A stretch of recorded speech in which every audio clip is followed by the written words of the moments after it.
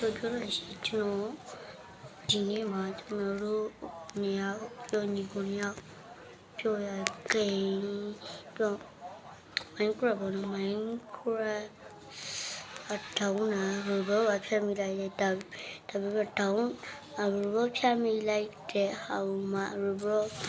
Minecraft ကမြန်ဒါပေမဲ့ YouTube အကောင့်မှာဘာလို့ပြတ်သွားလဲမသိဘူးဗျာ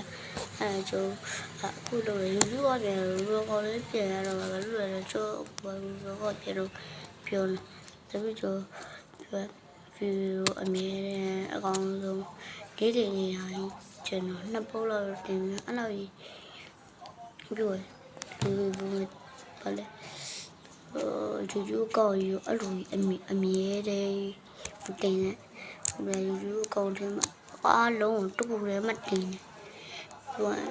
တပုံးနှစ်ပုတ်လောက်ဆိုနှစ်ပုတ်လောက်ဆိုတော့ရွတ်တယ်မှာငါ့ဘောတော့ကြောဆိုအဲ့လိုလုံးဟိုအကောင်ကတက်မတင်နေသူများရအားကြောင့်လိုက်မပြီးကျွန်တော်ဝန်ကြည့်ပြီးတကယ်ဘလော့ဖူထဲမှာ